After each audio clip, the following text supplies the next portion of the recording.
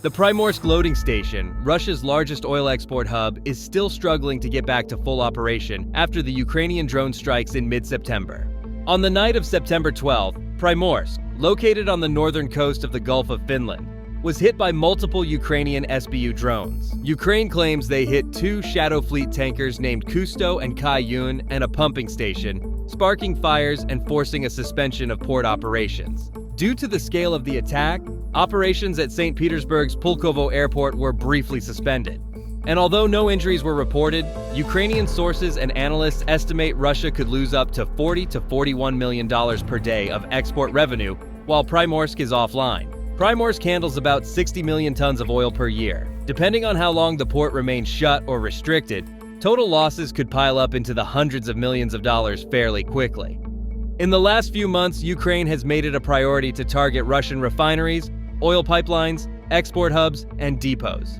2025 has seen a steady escalation, with Kiev's drones reaching deeper into Russian territory and hitting sites once thought untouchable. The year started with strikes on key refineries like Ryazan and Volgograd in January, both among Russia's largest processing hubs.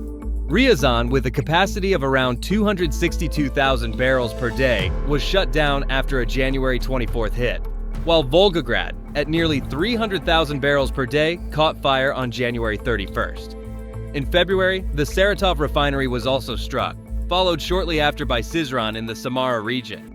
Each of these early 2025 attacks showed that Ukraine was testing longer-range drone capabilities, probing Russia's oil infrastructure far from the front line.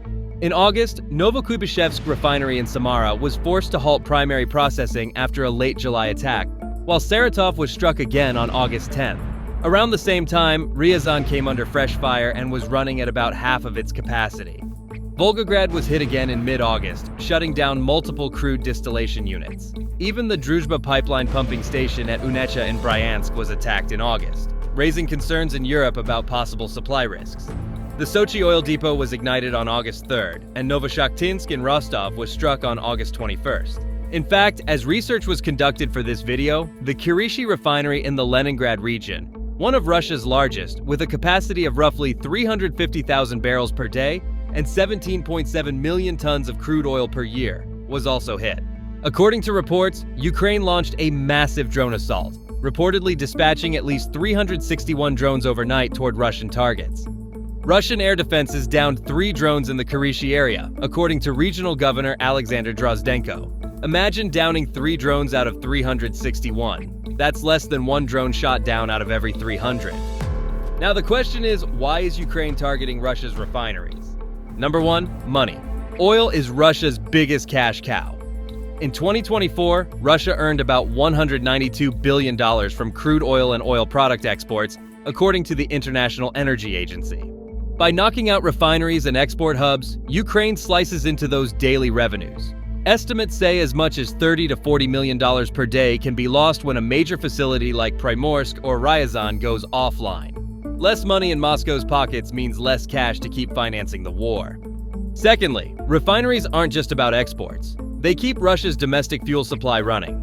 If a crude unit or distillation column is shut, suddenly there's less diesel for trucks, less jet fuel for aircraft, and less gasoline for civilian and military use. Across several Russian regions, gas stations have run dry or resorted to rationing sales. Motorists in Vladivostok, in Russia's Far East, have been filmed waiting in kilometer-long lines to fill up, while some stations have closed entirely.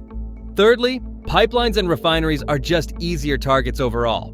Unlike tanks or aircraft, they can't move, and they're highly flammable. Protecting a refinery usually means detecting, jamming, or shooting down incoming threats before they reach the site. But in a case like the Kurishi refinery attack, where 361 drones were launched, only a handful needed to slip through to spark a massive explosion that could ripple across the complex. That's an enormous return on investment for Ukraine, turning relatively cheap drones into damage worth millions. These strikes on refineries are a big problem for Russia. One of the most tangible outcomes has been gasoline shortages in multiple Russian regions. Putin even imposed a gasoline export ban for oil producers on July 28th of this year, in a bid to prevent shortages at a time of peak demand because of summer travel and grain harvesting. Beyond the numbers, there's also a growing psychological toll on Russia. seeing that previously safe territory and core infrastructure are repeatedly getting hit. When Putin initiated the war, he wasn't thinking it would come to him.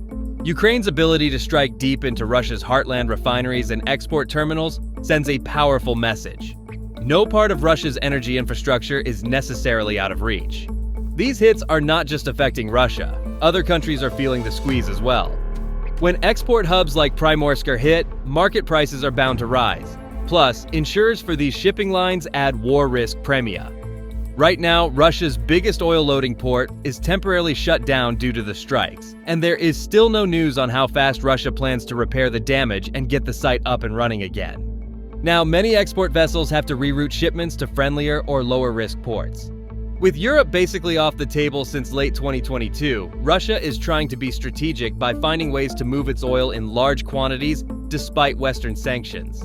China is the world's #1 oil importer at about 11 to 12 million barrels per day, so it can absorb a huge chunk of Russian barrels. Even when ports like Primorsk get disrupted, the Kremlin knows that once the oil does move, China will buy it.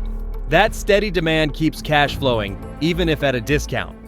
Putin has therefore been locking in long-term supply deals with Chinese state-owned refiners like CNPC and Sinopec, not only for seabound shipments from the Baltic and Pacific ports, but also for pipeline flows like the ESPO pipeline to China. The ESPO pipeline alone can send approximately 1.6 million barrels per day eastward, much of it into China. Pipeline crude is harder to disrupt with drones compared to ports. Also, it will be much harder for Ukraine to strike oil pipelines in the eastern part of Russia, largely because of the sheer distance involved. While Western infrastructure like Primorsk or Kirishi sits within reach of long-range drones, Russia's eastern export routes, including the ESPO pipeline to China and the Kozmino port on the Pacific, are thousands of kilometers from Ukraine. Hitting those targets would require either far longer-range strike systems or staging attacks from much closer territory, making them significantly less vulnerable compared to the facilities in Russia's west. Back in August, Vladimir Putin made a 4-day visit to China, where he met with Xi Jinping and signed over 20 agreements. Putin made it clear he wants to cut out Western financial systems, pushing instead for trade in rubles and yuan. Today, about 40% of Russia's crude exports head to China, worth tens of billions of dollars. By moving more trade into yuan, relying on Chinese shipping and insurance, and even planning new infrastructure like the Power of Siberia 2 pipeline, Russia will tend to lower its exposure to Western sanctions. Sure, China drives a hard bargain with discounts, but for Putin, a dependable buyer in Beijing is better than stranded oil in Primorsk. Not only that, with pipelines delivering crude oil to China, they're mostly insulated from drone attacks from Ukraine. At the end of the day, Putin's pivot to China isn't just about friendship between Moscow and Beijing. It's a survival strategy. Europe may be out of the picture, and Ukraine's drone strikes are carving holes in Russia's energy machine, but China gives the Kremlin a lifeline. The trade comes at a discount, and the risks are higher than ever. Yet for now, Beijing's appetite for cheap crude keeps Russia's war economy breathing.